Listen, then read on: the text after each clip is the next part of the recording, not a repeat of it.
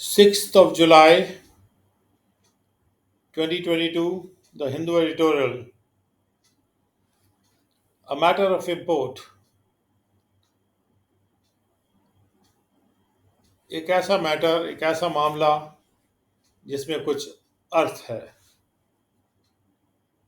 और import word का use यहाँ पर दो मीनिंग्स में किया गया है, क्योंकि ज़्यादा इम्पोर्ट्स की वजह से हमारे करंट अकाउंट डेफिसिट्स जो हैं वो बढ़ते जा रहे हैं, और उससे जो रुपी की वैल्यू है वो नीचे गिरता जा रहा है अंतर्राष्ट्रीय बाजार में। A specter of wider trade and current account deficits is dragging the rupee down. ये जो बुरा दृश्य है, और भी फैलते हुए ट्रेड डेफिसिट का और करंट अकाउंट डेफिसिट का, ये रुपी को और नीचे खींच के लेके जा रहा है। India's monthly merchandise trade deficit hit a fresh record of 25.6 billion in June, as per preliminary estimates released by the Commerce and Industry Ministry on Monday. Bharat का इस महीने का मर्चेंडाइज का यानी सामान का जो ट्रेड डेफिसिट है, उसने एक फ्रेश रिकॉर्ड को हिट कर दिया 25.6 बिलियन डॉलर्स के। यानी हमारा ट्रेड डेफिसिट बढ़ के, मर्चेंडाइज का ट्रेड डेफिसिट बढ़ के, यानी सामान का ट्रेड डेफिसिट बढ़ के अब 25.6 बिलियन डॉलर हो गया जून के महीने में, जो कि शुरू के जो अनुमान है, जो कॉमर्स और इंडस्ट्री मिनिस्ट्री ने, वाणिज्य और उद्योग की के मंत्रालय ने जो कि रिलीज किए हैं मंडे को, उन आंकड़ों के हिसाब से, उन अनुमानों के हिसाब से। This is the third occasion in 7 months and the second month in a row that the trade deficit has widened to all-time highs. ये पहला मौका है, ये तीसरा मौका है 7 महीनों में, और दूसरा महीना है एक के बाद एक रो में, जब ट्रेड डेफिसिट जो है ऑल टाइम हाई पे चला गया और भी विस्तृत होके। In June, the value of outbound shipments grew 16.8%, marginally slower than the 20.6% growth recorded in May to about $38 billion, reflecting the third successive month of moderation. जून में भारत से बाहर जाने वाले सामान, जो शिप से जाता है या किसी भी तरह से जाता है, शिपमेंट यानी भारत से जो बाहर जा रहा है सामान, उसका जो मूल्य है वो 16.8% बढ़ गया, जो कि थोड़ा बहुत और भी स्लो था जो 20.6% की ग्रोथ रिकॉर्ड की गई थी मई में, और ये बढ़ के $38 बिलियन पे आ गया। और इससे ये बात प्रदर्शित हो रही थी कि ये तीसरा एक के बाद एक लगातार महीना है जब आउटबाउंड शिपमेंट्स हमारे और कम हो गए, मॉडरेट हो गए। Worryingly, 4 of India's top 10 export items, engineering goods, cotton, yarn, drugs, and pharma and plastic products, contracted from a year ago. और चिंता की बात तो ये है कि भारत की जो टॉप 10 एक्सपोर्ट आइटम्स हैं, जिसमें कि engineering goods, cotton, yarn, drugs and pharma and plastic products, ये सिकुड़ गए थे एक साल के पहले के मुकाबले में। Petroleum exports were up 98% from June 2021. Petroleum के एक्सपोर्ट्स 98% बढ़ गए थे जून 2021 से, but about $0.7 billion lower than May 2022। लेकिन ये जो पेट्रोलियम के एक्सपोर्ट्स थे, ये $0.7 बिलियन और भी कम हो गए थे मई 2022 के मुकाबले में, क्योंकि अंतर्राष्ट्रीय बाजार में पेट्रोलियम का जो दाम बढ़ रहा है, तो इसलिए भारत की कंपनीज बाहर पेट्रोलियम एक्सपोर्ट करने में लग गई थी। अब इस पर रोक लगा दी गई है, क्योंकि उस पर ड्यूटी बढ़ा दी गई है। Even as exports growth slid, imports surged by over 51% to $63.6 billion in June, crossing the 60 billion mark for the fourth time in a row. जैसे जैसे एक्सपोर्ट्स की ग्रोथ जो है नीचे गिर रही थी, नीचे फिसल रही थी, इंपोर्ट्स ऊपर चढ़ रहे थे करीब करीब 51% से, और वो जून में हमारे जो इम्पोर्ट्स हैं वो 63.6 बिलियन, यानी जो आयात हैं वो 63.6 बिलियन डॉलर्स हो गए थे। और इन्होंने 60 बिलियन डॉलर का मार्क का चिन्ह क्रॉस कर लिया था चौथे महीने में, एक के बाद एक रो में, यानी कतार में। Coal imports up almost 242% year on year, and petroleum inflows up 94.2% drove nearly three-fourths of this surge. जो कोल इंपोर्ट्स हैं, कोल इंपोर्ट इसलिए किया जाता है कि कोल का इस्तेमाल हमारे पावर प्लांट्स में होता है, और कोल का इंपोर्ट जो है वो करीब करीब 242% ईयर ऑन ईयर बढ़ गया, पिछले साल के मुकाबले में बढ़ गया जून के महीने में। एंड पेट्रोलियम के जो आयात हैं वो 94.2% बढ़ गए। और इन दोनों के द्वारा करीब करीब जो जो बढ़त आई है इंपोर्ट्स में, तीन चौथाई बढ़त इन दो कारणों की वजह से ही इंपोर्ट्स में आई है कि हमारे कोल इंपोर्ट बहुत ज़्यादा बढ़ गए और पेट्रोलियम इनफ्लो बढ़ गए। खासतौर पे कोल इंपोर्ट्स बहुत ज़्यादा बढ़ गए हैं। And although gold imports, which had soared nearly eightfold in May to touch 107 tons, moderated from over $6 billion that month to 2.6 billion in June. और हालांकि गोल्ड के जो इंपोर्ट हैं, गोल्ड के जो आयात हैं, जो बढ़ गए थे और करीब करीब 8 गुना हो गए थे मई में, और ये 107 टन पे जाके टच कर गए थे, ये कम हो गए और ये $6 बिलियन से, जो कि उस महीने में थे यानी मई में थे, वो घट के $2.6 बिलियन हो गए जून के महीने में। They were still 1.169% higher than year ago. फिर भी गोल्ड की जो आयात है वो पिछले साल के मुकाबले में 169% ज़्यादा है जून के महीने में भी, and significantly over April imports of $1.7 billion. और महत्वपूर्ण बात तो ये है कि अप्रैल में जो इंपोर्ट हुआ था $1.7 बिलियन का, उसके मुकाबले में भी $2.6 बिलियन का जो इंपोर्ट तो गोल्ड का हुआ है वो अप्रैल के मुकाबले में भी ज़्यादा है। तो ट्रेड डेफिसिट फॉर Q1, हालांकि बहुत ही देखने की बात यह है कि मई में जो गोल्ड का इंपोर्ट था वो बढ़ के $6 बिलियन हो गया था, जो कि बहुत बड़ी फिगर है। अब इस पर भी रोक लगा दी गई है क्योंकि इस पर ड्यूटी लगा दी गई है इंपोर्ट पर। The trade deficit for Q1 adds up to a record $70.25 billion, over two times higher than a year ago. जो फर्स्ट क्वार्टर का ट्रेड डेफिसिट है कुल मिला के वो एक रिकॉर्ड है $70.25 बिलियन का, और ये पिछले साल के मुकाबले में करीब करीब दुगना ज़्यादा है। The tangible slowdown in exports due to weaker global demand is unlikely to change much soon. Exports में जो स्लो डाउन हो रहा है वो दिख रहा है, और ये खास तौर पे कमज़ोर वैश्विक डिमांड की वजह से है। ये इसकी संभावना नहीं है कि ये जल्दी ही बदलेगा, विद रिसेशंस और sharp growth slowdowns expected in several developed markets, क्योंकि कई डेवलप्ड कंट्रीज के मार्केट्स में, विकसित देशों के मार्केट्स में रिसेशन एक्सपेक्टेड है और ग्रोथ में स्लो डाउन की अपेक्षा है।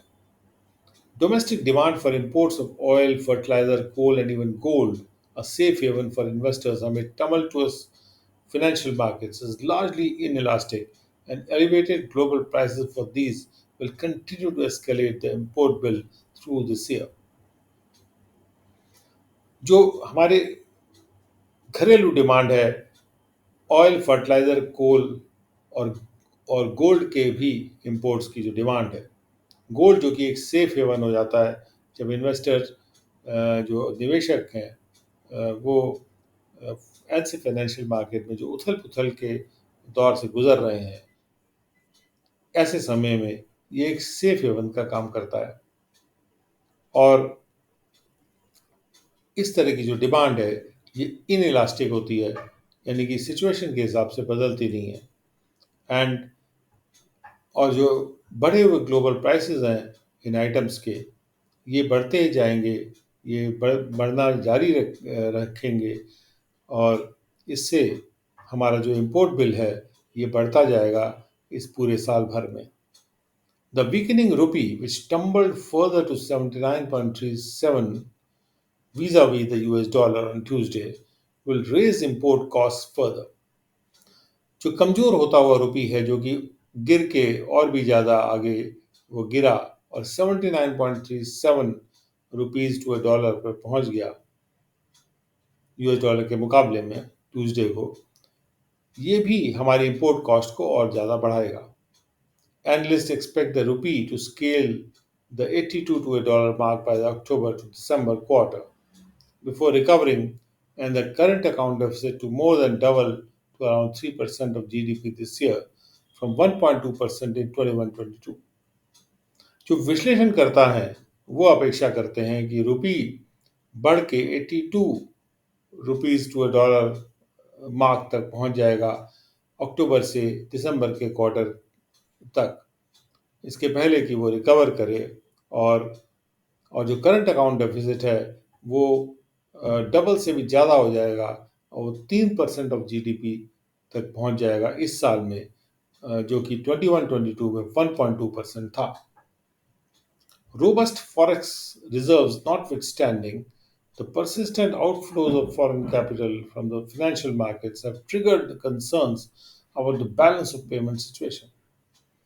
भले ही हमारे जो फॉरेक्स रिजर्व्स हैं वो रोबस्ट हैं और मजबूत हैं, उसके बावजूद भी इसको नज़रअंदाज करते हुए जो लगातार फॉरेन कैपिटल बाहर जा रहा है फाइनेंशियल मार्केट्स में से, उसने चिंताओं को ट्रिगर कर दिया है कि हमारी बैलेंस की पेमेंट्स के बैलेंस की सिचुएशन के बारे में, कि क्या हमने जो लोन वगैरह ले रखे हैं इंडिया से बाहर से, क्या हम उसका पेमेंट सुचारू रूप से कर पाएंगे।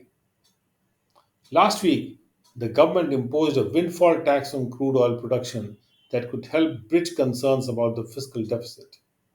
पिछले हफ्ते में गवर्नमेंट ने एक विंडफॉल टैक्स यानी एक जबरदस्त बड़ा टैक्स लगा दिया क्रूड ऑयल के प्रोडक्शन पे, जो हेल्प कर सकता है इन चिंताओं को ब्रिज करने में फिस्कल डेफिसिट के बारे में। यानी जो घाटा हो रहा है हमारे आर्थिक सिस्टम में, फिस्कल सिस्टम में, उसकी जो चिंताओं को ब्रिज कर सकता है ये windfall tax. It also placed restrictions on petroleum products exports. सरकार ने पेट्रोलियम प्रोडक्ट के एक्सपोर्ट्स पर भी रुकावट लगा दी है, and acknowledged that gold imports were hurting the current account by raising customs duty to 15% from 10.7%। और सरकार ने यह भी स्वीकार किया कि गोल्ड के जो आयात है वो हमारे करंट अकाउंट को नुकसान पहुंचा रहा है, और ये कहते हुए ये बात इस बात से इंडिकेट की सरकार ने कि उन्होंने जो कस्टम्स ड्यूटीज हैं गोल्ड के इंपोर्ट पे, उसको 10.75% से बढ़ा के 15% कर दिया। This may end up hurting petroleum exports further, while import duties may not dent India's unparalleled appetite for the yellow metal as much as hoped। हो सकता है इससे आखिरकार पेट्रोलियम के एक्सपोर्ट्स हमारे हर्ट हो जाएं और भी ज़्यादा, जबकि जो इम्पोर्ट ड्यूटी लगाई गई है हो सकता है उससे हमारा भारत का यानी गोल्ड पे जो इम्पोर्ट ड्यूटी लगाई है, हो सकता है कि भारत की जो जो भूख है गोल्ड की, येलो मेटल की, उसमें कोई डेंट ना आए जितना कि आशा की जा रही है। क्योंकि अगर भारत के लोग ये सोचते हैं कि विश्व में रिसेशन आ रहा है तो वो गोल्ड को हथियाने की या उसको खरीदने की कोशिश करेंगे, और भले ही इसको इंपोर्ट करना पड़े और भले ही 15% ड्यूटी दे के इम्पोर्ट करना पड़े, फिर भी वो एक सेफ हेवन है लोगों के लिए जब हम रिसेप्शन में जा रहे हैं, आर्थिक मंदी की तरफ जा रहे हैं। वैश्विक स्तर पे जो कहा जा रहा है कि आर्थिक मंदी आ रही है, भारत के स्तर पे हालांकि इस बात को अभी स्वीकार नहीं किया जा रहा। Coal imports, on the other hand, are expected to keep hitting record highs as the monsoon will affect domestic output। दूसरी तरफ जो कोल का आयात हो रहा है, उससे अपेक्षा ये है कि वो एक रिकॉर्ड हाई को हिट करता रहेगा, जैसे मॉनसून हमारे डोमेस्टिक आउटपुट पर असर डालेगी। यानी मॉनसून की वजह से हमारा डोमेस्टिक आउटपुट गिरेगा। Policy makers may have little room to manoeuvre out of this vicious cycle, और नीति बनाने वालों के पास बहुत कम स्थान रहता है कि वो मनूवर कर लें अपने आप को इस खतरनाक साइकिल में से बाहर निकालने के लिए। But miss steps must be avoided, लेकिन गलत स्टेप लेना अवॉइड करना जरूरी है। और and domestic inefficiencies hurting exports reviewed urgently. और ऐसे जो इनएफिशिएंसीज हैं हमारे सिस्टम्स में, जो कि डोमेस्टिक हैं नेचर में, जो घरेलू इनएफिशिएंसीज हैं जो कि एक्सपोर्ट्स को हर्ट कर रही हैं, उसको अर्जेंटली रिव्यू किया जाना चाहिए।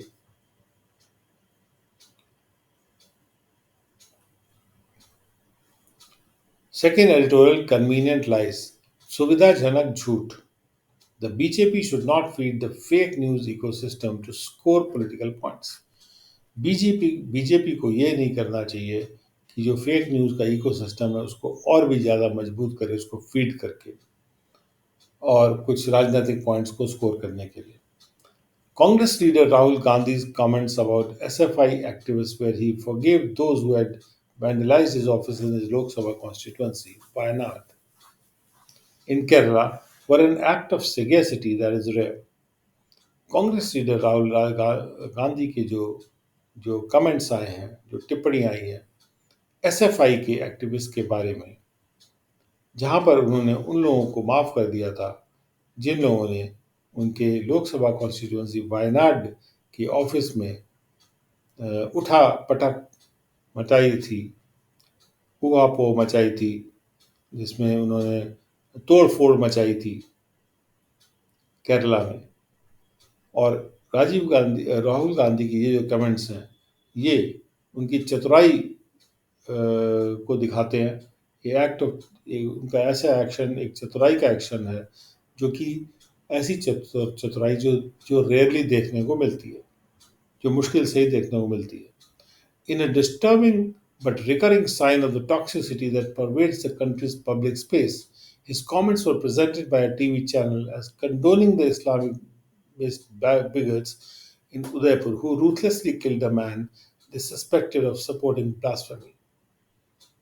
एक बहुत ही डिस्टर्बिंग लेकिन बार बार होने वाले साइन में, टॉक्सिसिटी के साइन में, टॉक्सिसिटी के निशान में, टॉक्सिसिटी नहीं पॉइजनस साइन में, जहाँ पे जहाँ पे पॉइजन भरी हुई है समाज में, जो कि परवेट कर रही है, जो कि भारत के पब्लिक स्पेस में पूरी भरी हुई है, उसमें व्याप्त है, परवेट कर रही है। तो राहुल गांधी के उनके कमेंट्स, उनको इस एक टीवी चैनल के द्वारा इस प्रकार से प्रस्तुत किया गया जैसे कि राहुल गांधी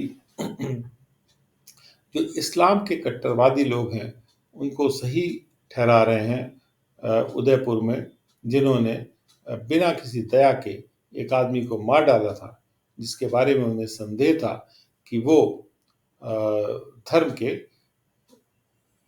खिलाफ जाता है और धर्म की को इंसल्ट करता है। The channel and the anchor in question issued N apology. Channel ने भी एक अपॉलॉजी इशू कर दी, माफ़ीनामा इशू कर दिया कि हम माफ़ी चाहते हैं, और एंकर जो था उस चैनल का उसने भी माफ़ीनामा इशू कर दिया। But only after the malicious act blew up as an indefensible scandal.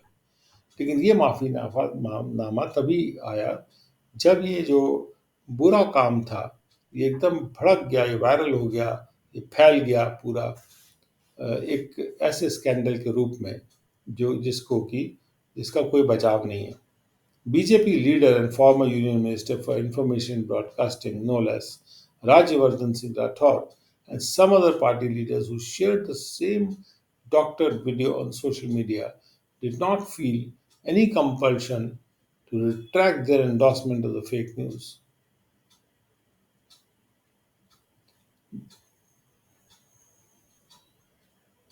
BJP के जो लीडर हैं और पहले के जो यूनियन मिनिस्टर हैं, भूतपूर्व केंद्रीय मंत्री इंफॉर्मेशन और ब्रॉडकास्टिंग के, राज्यवर्धन सिंह राठौर से कम नहीं, यानी कि वो बहुत ही महत्वपूर्ण व्यक्ति हैं। और कुछ और भी पार्टी के लीडर्स हैं, उन्होंने वही वीडियो जो कि डॉक्टर वीडियो था, यानी जिसको कि डॉक्टर किया गया था, यानी कि वीडियो को बदला गया था अपने सुविधा के अनुसार से, उसको शेयर किया अपने सोशल मीडिया पे। और उन्होंने कोई भी कंपल्शन महसूस नहीं किया, कोई ज़बरदस्ती नहीं महसूस की कि वो अपने समर्थन को, एंडोर्समेंट को वापस लें उस फेक न्यूज़ के बारे में। The doctor video clip flagged out of context by Twitter remains on their timelines. और वो जो डॉक्टर वीडियो क्लिप है, जिसको कि फ्लैग किया गया है कि ये ट्विटर के द्वारा कि ये out of context video clip है, क्योंकि ट्विटर क्या करता है कि फ्लैग कर देता है कि भाई ये आउट ऑफ कॉन्टेक्स्ट है, इसको आप ना देखें। ये अभी भी बनी हुई है उनके ट्विटर टाइमलाइन पे। Mister Gandhi could be seen and heard as saying that it was children who did that, and while it was a mistake, the issue could be put to rest. Mister Gandhi उसमें देखे जा सकते हैं और सुने जा सकते हैं कहते हुए कि जो उदयपुर इंसिडेंट था, उदयपुर की जो घटना थी जिसमें कि एक आदमी को मार डाला गया था, कि ये तो बच्चे थे जिन्होंने किया है, और जबकि ये गलती थी, लेकिन इस इशू को रेस्ट पे भेज रख देना चाहिए, ऐसा राहुल गांधी दिखाई पड़ रहे कहते हुए और सुने जा सकते हैं उस वीडियो में। The malicious misrepresentation of these words by the news channel and the BJP leaders is an extremely irresponsible act in a country that is deeply polarized. बुरी मंशा के द्वारा इन शब्दों को गलत प्रतिनिधित्व किया जाना, गलत तरीके से दिखाया जाना न्यूज़ चैनल के द्वारा और बीजेपी लीडर्स के द्वारा, ये बहुत ही ज़्यादा गैर जिम्मेदाराना एक्ट है एक ऐसे देश में जो कि बहुत ही गहरे तरह से पोलराइज्ड है। इसमें लोग अलग अलग एक्सट्रीम में बैठे हुए हैं जहाँ तक विचारधारा का सवाल है। The Congress wrote to BJP President JP Nadda to take action against these leaders for spreading fake news and get the doctored video removed. Congress ने बीजेपी प्रेसिडेंट जेपी नड्डा को लिखा कि वो इन लीडर्स के खिलाफ एक्शन लें फेक न्यूज़ को स्प्रेड करने के लिए और डॉक्टर वीडियो को हटवाएं। The BJP has not responded. BJP ने कोई प्रतिक्रिया नहीं दी है। The police in Chhattisgarh, a state that is under Congress rule, have registered an FIR on the fake news video, and complaints have been filed in other states as well. Chhattisgarh में जो police है, एक ऐसा स्टेट जो कि Congress rule के अंतर्गत है, उन्होंने एफआईआर रजिस्टर कर ली है उस फेक न्यूज़ के वीडियो पर, और शिकायतें भी फाइल की गई हैं दूसरे स्टेट्स में भी। A police team from the state was prevented by the police in Uttar Pradesh, a BJP-ruled state, from taking the accused TV anchor into custody. Chhattisgarh state से जो एक पुलिस टीम थी उसको रोका गया पुलिस के द्वारा उत्तर प्रदेश की, जो कि एक बीजेपी रूल स्टेट है, कि वो उस अक्यूज्ड टीवी एंकर को कस्टडी में न ले, adding yet another layer to the controversy. और इससे इस कंट्रोवर्सी में एक और लेयर, एक और सतह जुड़ गई। The BJP claims to be a party with a strong leadership that is serious about internal discipline. BJP ये दावा करती है कि वो एक ऐसी पार्टी है जिसकी लीडरशिप स्ट्रांग है, मजबूत है, और जो कि गंभीर है अपने आंतरिक डिसिप्लिन के बारे में,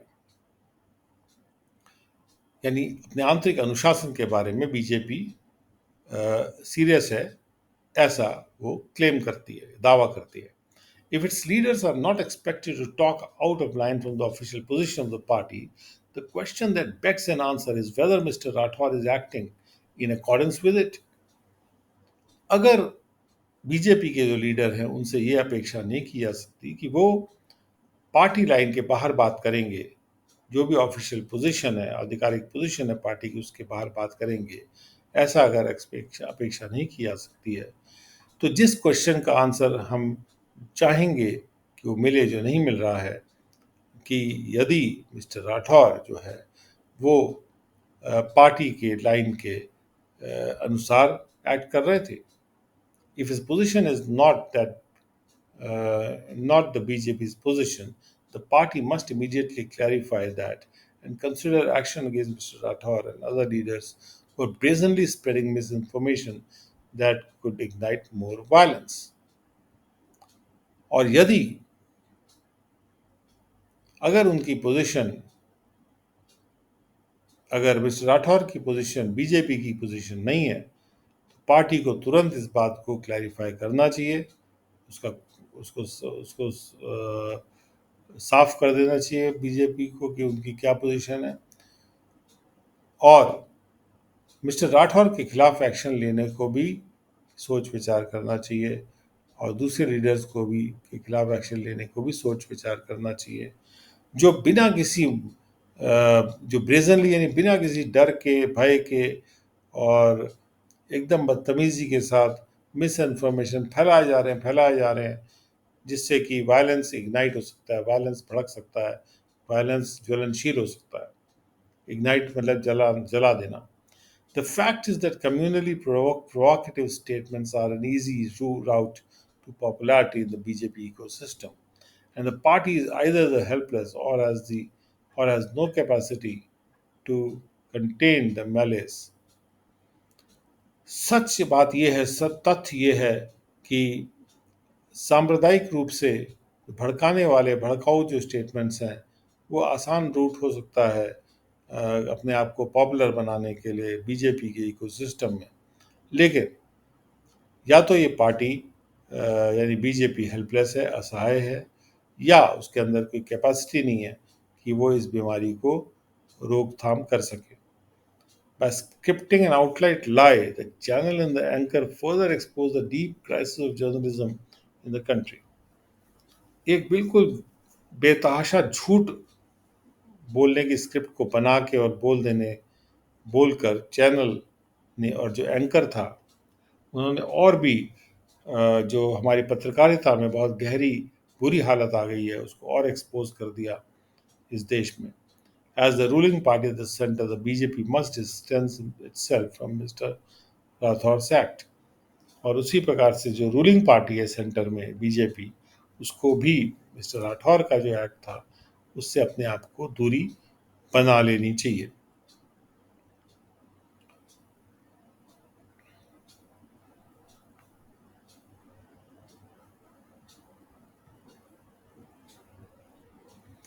The Economic Times editorial of 6th of July 2022.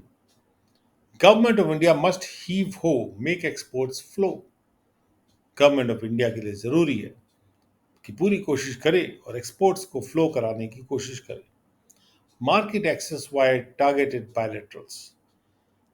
Export market पे हमारे लोगों को एक्सेस प्रदान किया जाए जिस बायलैटरल एग्रीमेंट्स को टारगेट करके, यानी दो करके देशों के बीच में भारत के एग्रीमेंट अलग अलग देशों के साथ हों, जिससे कि भारत का एक्सपोर्ट उन देशों में बढ़े. A ballooning trade deficit has set off a series of policy responses that include bypassing Western sanctions on Russian energy, imposing export duty on petrol products, and raising tariffs on gold imports. जैसे जैसे tariff trade deficit हमारा balloon हो रहा है, यानी कि एकदम से बढ़ रहा है, उसने एक सीरीज ऑफ जो नीति के रिस्पॉन्स हैं, प्रतिक्रियाएं हैं, उनको सेट ऑफ कर दिया है, जिसमें शामिल है वेस्ट ने जो सैंक्शन लगा रखे हैं रशियन एनर्जी पे उसको बाईपास करना, यानी रशियन तेल को सस्ते दाम में खरीदना. एक्सपोर्ट ड्यूटी इम्पोज करना पेट्रोल प्रोडक्ट्स पे, जिससे कि हमारे पेट्रोल प्रोडक्ट्स देश से बाहर एक्सपोर्ट ना हो जाए ज़्यादा मात्रा में और हमारे देश में कमी हो जाए, एनर्जी की कमी ना हो जाए. और टैरिफ को बढ़ाना गोल्ड के इंपोर्ट्स के ऊपर. The scope for intervention in crude coal and gold imports is limited unless Indian policymakers are more open to the idea of letting the rupee fall faster and lowering its ambitions for economic growth. Crude में, कोल में और gold imports में हस्तक्षेप का जो scope है वो बहुत सीमित है। जब तक कि भारत के पॉलिसी मेकर्स और ज़्यादा इस आइडिया के लिए ओपन न हो जाएं कि हम रुपये को और भी तेज़ गिरने देंगे और अपने जो महत्वाकांक्षा है इकोनॉमिक ग्रोथ की उनको नीचे कर रखेंगे।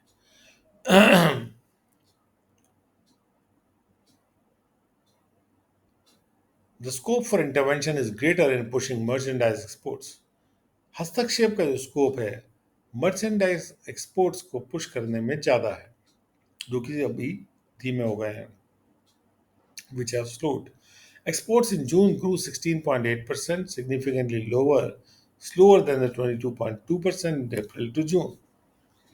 अप्रैल टू जून के मुकाबले में जो एक्सपोर्ट्स की ग्रोथ हुई है, अब जून में जो एक्सपोर्ट्स हुए हैं वो 16.8% बढ़े, जो कि महत्वपूर्ण रूप से और भी स्लो है 22.2% की ग्रोथ से जो कि एक्सपोर्ट में देखी गई थी अप्रैल से जून के बीच में।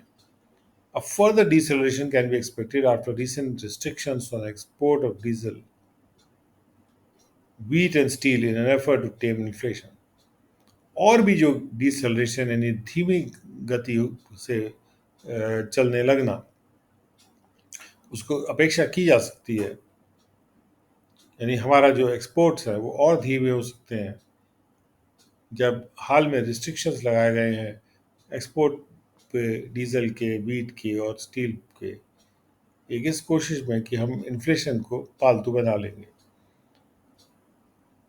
The June slowdown was led by declines in machinery, drugs and textiles. जून में जो डिक्लाइन आया था वो इसलिए आया था क्योंकि मशीनरी, ड्रग और टेक्सटाइल्स में डिक्लाइन आया था, उनके एक्सपोर्ट्स में डिक्लाइन आया था, गिरावट आई थी, which together make up 31% of the export basket, जो कुल मिला के आपस में 30% एक्सपोर्ट बास्केट का बनाते हैं। These segments have been slow movers during the quarter, affected by supply chain disruptions, orchestrated central bank monetary tightening and European conflict. और ये जो सेगमेंट्स हैं यानी मशीनरी, ड्रग्स एंड टेक्सटाइल्स, ये धीमे धीमे मूव करने वाले रहे हैं इस क्वार्टर के दौरान, अप्रैल से जून के दौरान ही, और इन्होंने सप्लाई चेन के डिसरप्शंस पर असर डाल दिया है।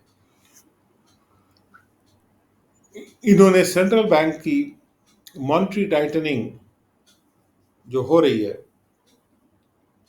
उसको ऑर्केस्ट्रेट किया।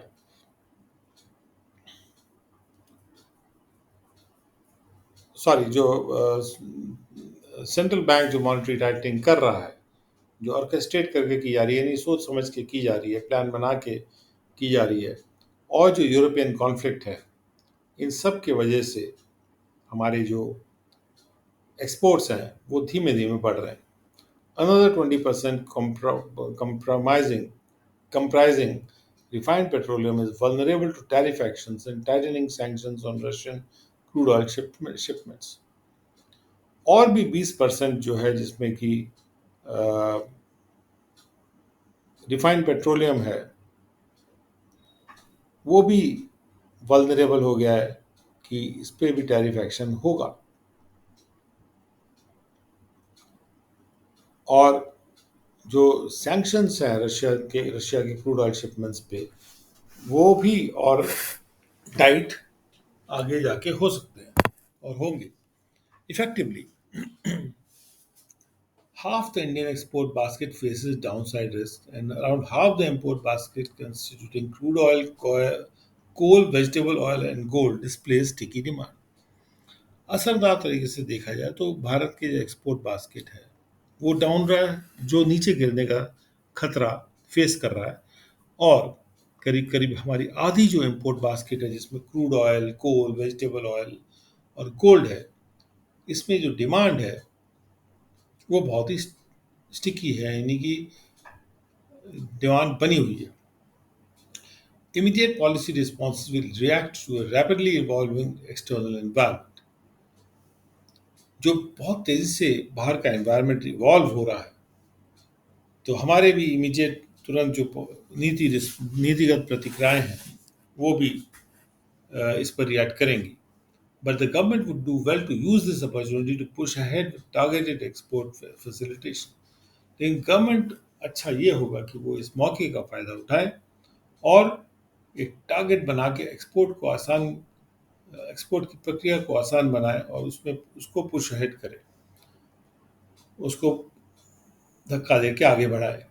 Merchandise exports need to retain the momentum they gained during the global economic revival following the pandemic.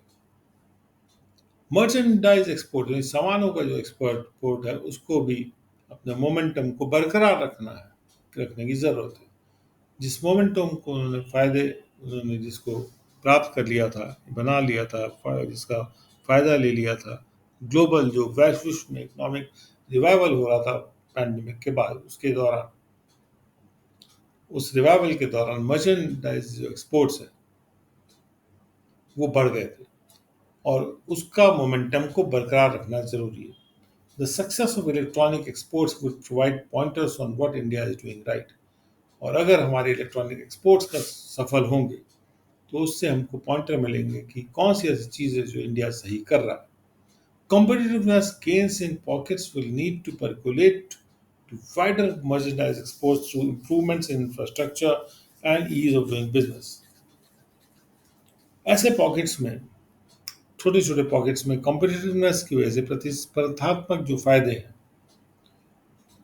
उसके लिए ज़रूरी हो जाएगा कि वो परकुलेट करें, यानी कि धीरे से फिसल के नीचे की ओर जाए और भी वाइडर मर्चेंडाइज एक्सपोर्ट्स हों इंफ्रास्ट्रक्चर को इम्प्रूव करने की वजह से और ईज ऑफ डूइंग बिजनेस के जो आसानी है बिजनेस करने की भारत में उसको और आसान बना के जो कम्पिटिटिवनेस के गेंस हैं वो परकुलेट कर सकते हैं और भी ज़्यादा मर्चेंडाइज एक्सपोर्ट्स को विस्तृत बना सकते हैं। Markets need to be made more accessible through targeted bilateral agreements. और मार्केट्स के लिए ज़रूरी है कि उन तक पहुंच बने लोगों की, बहुत टारगेट करके बायलैटरल एग्रीमेंट्स को करवा के, यानी दो दो देशों में एक बार में एग्रीमेंट करवा करके, जिसमें एक भारत हो दूसरा दूसरा कोई देश हो, and a lower tariff structure. और ये भी ज़रूरी है कि टैरिफ स्ट्रक्चर जो हमारा हो वो थोड़ा नीचा हो, इतना ज़्यादा ऊंचा टैरिफ स्ट्रक्चर ना हो। The managed float of the rupee will also be governed by the price advantage of Indian exports. क्या हमारा जो रुपी है उसका रेट वो मैनेज कर पाएंगे हम कि नहीं मैनेज कर पाएंगे, वो रुकेगा या गिरता जाएगा। ये इससे भी गवर्न होगा कि हमारे इंडियन जो एक्सपोर्ट्स हैं उनमें कितना प्राइस एडवांटेज, यानी भारत की एक्सपोर्ट्स को हम कितना आकर्षक बना सकते हैं जिससे एक अच्छा प्राइस एडवांटेज हमको मिलने लगे।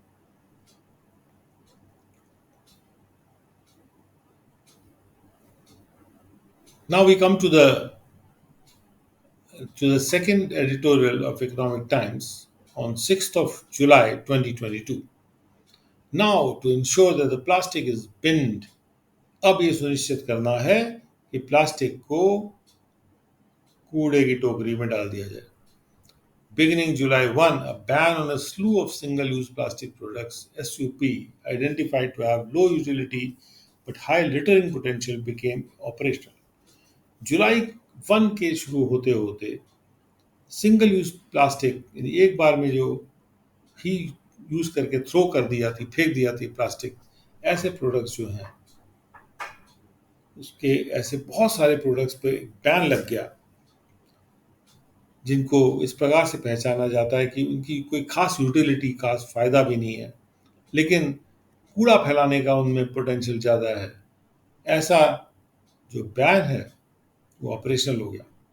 This is in addition to the earlier ban of light weight plastic bags. और ये जैसे पिछले साल बैन लगा था हल्के प्लास्टिक बैग्स पर, उसके एडिशन में है ऐसे प्लास्टिक बैग्स जो कि 75 माइक्रोन से कम थिकनेस वाले थे एंड नॉन वोवन प्लास्टिक, और ऐसी प्लास्टिक जो कि गुथी हुई नहीं है, जो कि जिसकी वीविंग नहीं हुई है, लेस देन 60 ग्राम पर स्क्वायर मीटर। तो ये भी रिस्ट्रिक्शन लगा दिया गया था कि जो नॉन वोवन प्लास्टिक है वो 60 ग्राम पर स्क्वायर मीटर की उसकी डेंसिटी हो सकती है। और ये जो बैन है एक तरह से या रुकावटें हैं, ये इफेक्ट में आ गई थी सितंबर 1, 2021 से।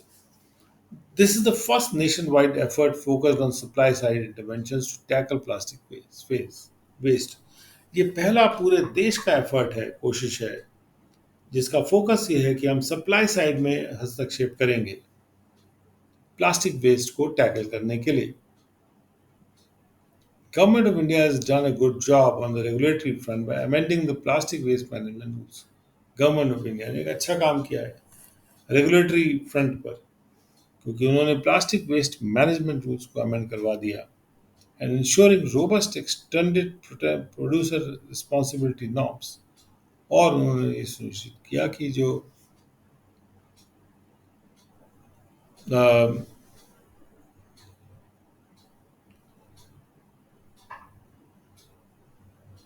तो ये पहला नेशन वाइड एफर्ट था जो कि फोकस था सप्लाई साइड इंटरवेंशन पे प्लास्टिक वेस्ट को टैकल करने। गवर्नमेंट ऑफ इंडिया ने एक अच्छा काम किया रेगुलेटरी फ्रंट पे, क्योंकि उन्होंने प्लास्टिक वेस्ट मैनेजमेंट रूल्स को बदल दिया और उन्होंने ये भी सुनिश्चित किया कि जो रोबस्ट रोबस्ट नियम बने, मजबूत नियम बन जाए एक्सटेंडेड प्रोड्यूसर रिस्पॉन्सिबिलिटी के लिए। But the real trust as always will be in implementation and ensuring compliance. लेकिन रियल टेस्ट तब आएगा जब हम इम्प्लीमेंटेशन करेंगे और कंप्लायंस को इंश्योर करेंगे, सुनिश्चित करेंगे। Over the next 6 months government of India should step up outreach. अगले 6 महीनों में गवर्नमेंट ऑफ इंडिया को चाहिए कि लोगों तक अपनी बात को पहुंचाएं and keep track of implementation bottlenecks and compliance challenges. और जो इम्प्लीमेंटेशन में जो रुकावटें आ जाती हैं, बॉटलनेक आ जाते हैं, उनका ध्यान रखें, उन पर नज़र रखें, और जो कंप्लायंस की चुनौतियां हैं उस पर भी नज़र रखें। Implementation and compliance are major challenges. क्रियान्वयन करना और कंप्लायंस करवाना कि लोग वही करें जो जो अपेक्षित है, वो बहुत बड़ी चुनौतियां हैं। Past efforts by states have been a mixed bag, marked by patchy compliance. States ने जो इसके पहले कार्य किए हैं, कोशिशें की हैं, वो एक मिक्स बैग कोशिश थी, कभी ये कभी वो, जिसमें जो कंप्लायंस था वो बड़ा पैची था, यानी कभी करते थे कंप्लायंस, कभी नहीं करते थे। Government of India must continue to work with state governments, local authorities, business and civil society to improve awareness. Government of India को चाहिए, जरूरी है कि वो स्टेट गवर्नमेंट के साथ मिलकर काम करें, लोकल अथॉरिटीज़ के साथ मिलकर काम करें और बिजनेस और सिविल सोसाइटी के साथ मिलकर काम करें, जिससे कि लोगों को जानकारी हो जाए और जो भी चैलेंजेस हैं उनकी जानकारी हो जाए एंड एड्रेस ऑपरेशनल चैलेंजेस। और गवर्नमेंट ऑफ इंडिया को चाहिए कि जो भी ऑपरेशनल चुनौतियां हैं उनको संबोधित करके उनको ठीक करें। The development and use of alternative must be prioritize. विकल्प को डेवलप करना और यूज करना को प्राथमिकता देना आवश्यक है। With a global agreement on plastics in works, this will be a growth area that will provide opportunities.